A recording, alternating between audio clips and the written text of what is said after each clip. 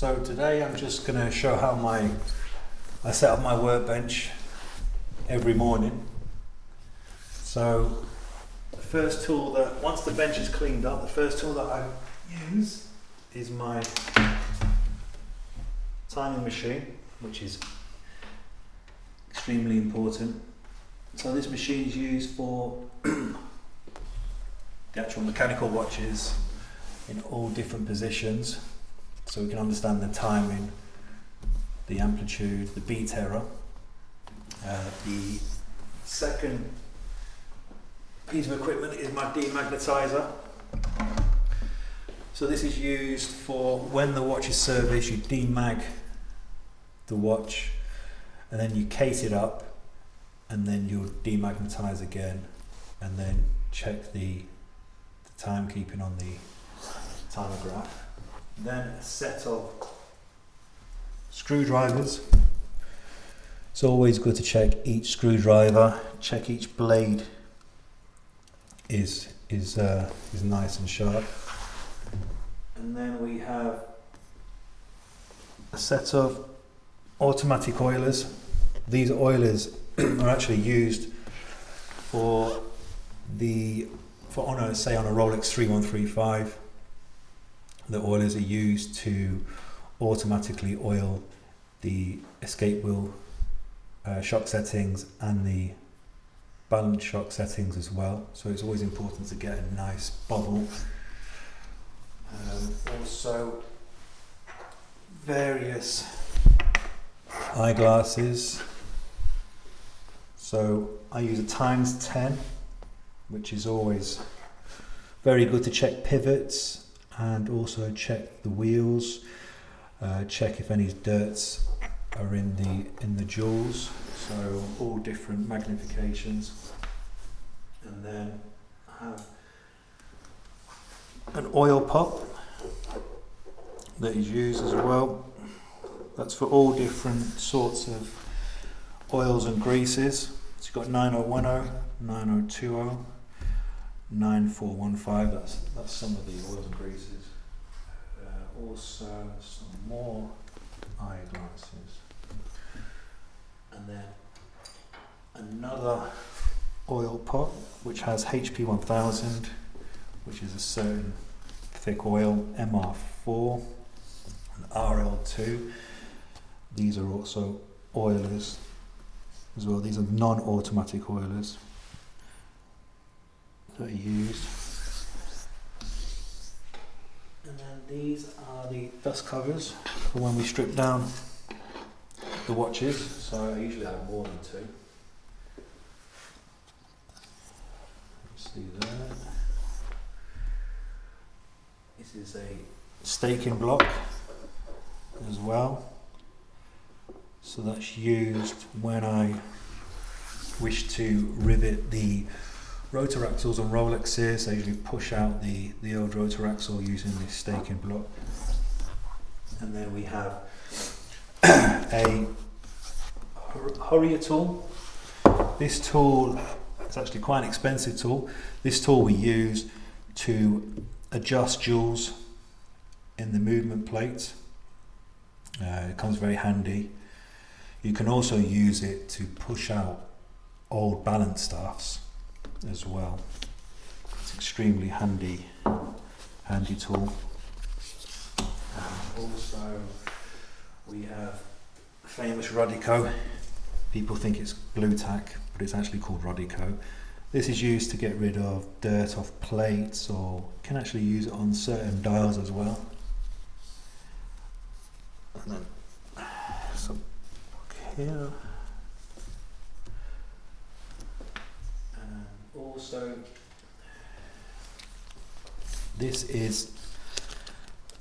these are actually rotor axle stakes. So when you push out the old rotor axle on a Rolex, we use these to refit the new rotor axle.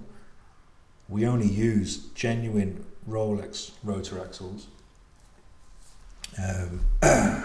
generic ones, in my opinion, are not only non-original, but they're actually incorrect in size and width.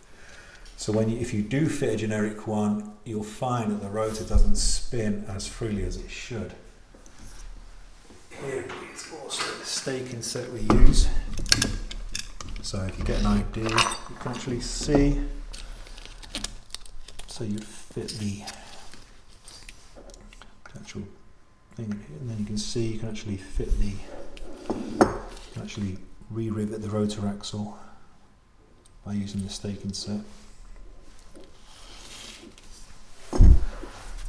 Then we have the hammer, bashing a few Casios.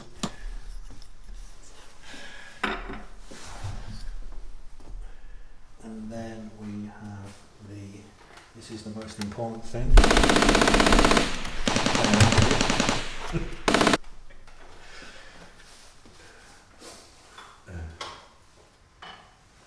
Now this is RL1.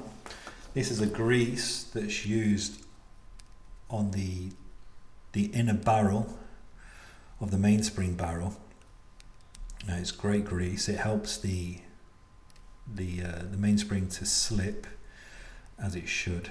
This I use on all Rolexes.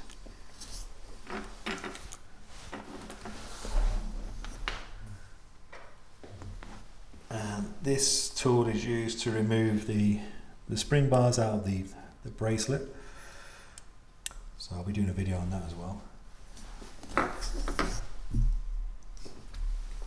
This is the cleaning basket. So once all the parts are stripped down, place into this basket and then into the cleaning machine. It's always important to check that your fluids in your cleaning machine are clean as well. So we do 2 cleans when actually working on a watch, which is really important. And also here is some fix-a-drop or epilam. This we actually use on reversal wheels and on the escape wheel. So you immerse the reversal wheels into this solution and also the escape wheel. You can also place the pallet stones, not the complete pallets, because if you place the complete pallets in, it leaves a film on the pivots. You should never oil pallet pivots on a watch because it decreases the amplitude. So it's important to use it on the stones. This solution, what it does is that it keeps the oil in its place, and also the oil becomes it turns into like a bubble, so it keeps all the oil in its correct area, and which then brings longevity to the oil grease. Then we have this was actually made for me. This is a tool that I use for placing the balance cock. So once the hairspring has been degreased, you can place it on this spike here, and it lets the hairspring dry out. Also, some people place the hairspring on this tool as well to keep it out of the way, so the pivots don't get damaged. This is a cushion pad for placing the case upside down, or even some people use it to place movements on. It's just nice and soft, so it doesn't scratch the case.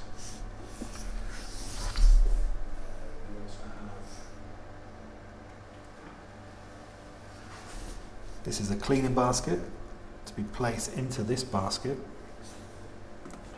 which for smaller parts such as tiny screws. This is red Loctite.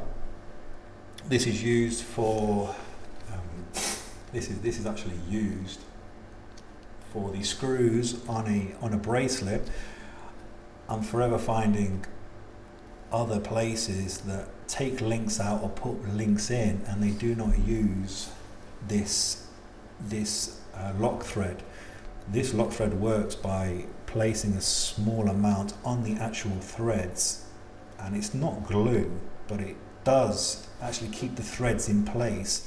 And to remove this thread, all you do is heat up the bracelet and it actually cracks the solution. But this is important to use when fitting links in or taking out, because if you don't use it, the screw will come out and then there's no watch on your wrist.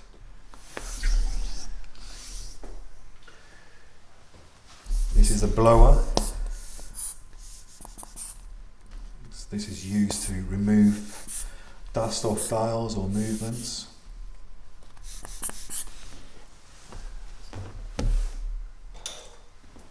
This is pegwood. Now this pegwood's not been sharpened, but the reason why we use pegwood is that once it's sharpened to a point on the end, we then peg out every individual jewel on the movement.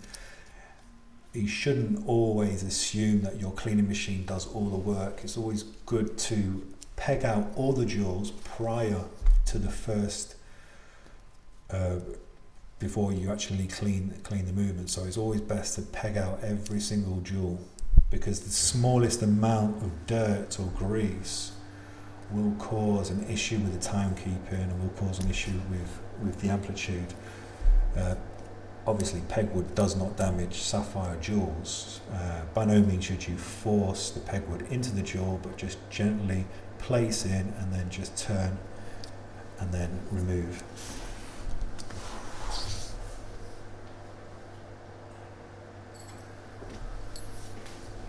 This is a pin vise that we use. This can also be used on checking the turns of the barrel.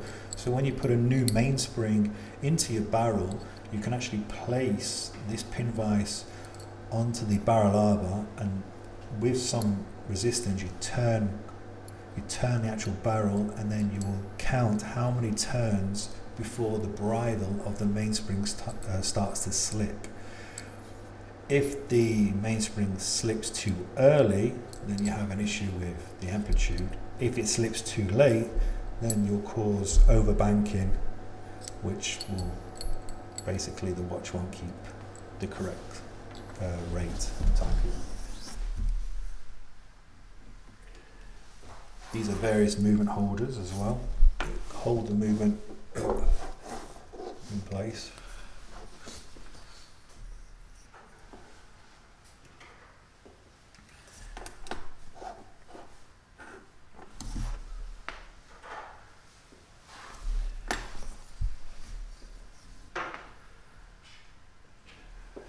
This is a barrel closing tool.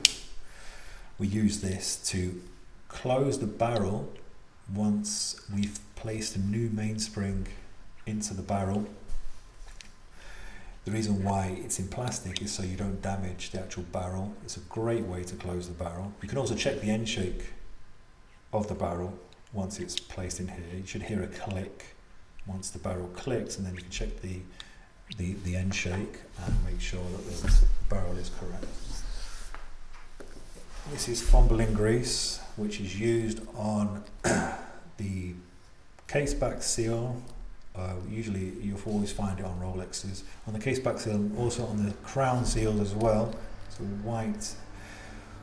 white sort of compound. It doesn't damage the rubber seals. You'll find other greases that actually do damage the seals, especially on older watches like the Omegas. You'll find that people have used grease which actually solidifies the gasket, and when you go to take off the case back, you'll find it's just a load of black muck, which was actually the back seal.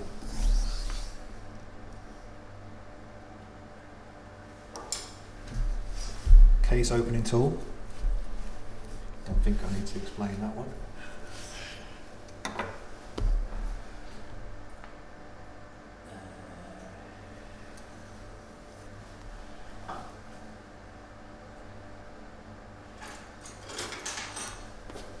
Another pin vise, which always comes in handy as well.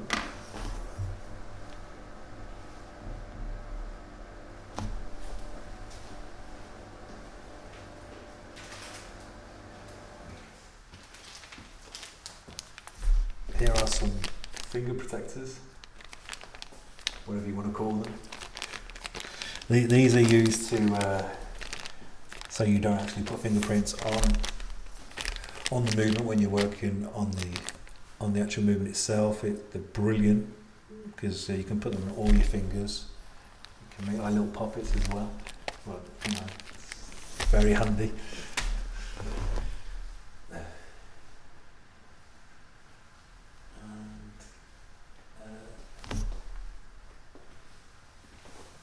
This is a hand setting tool, pretty basic tool, but works very well.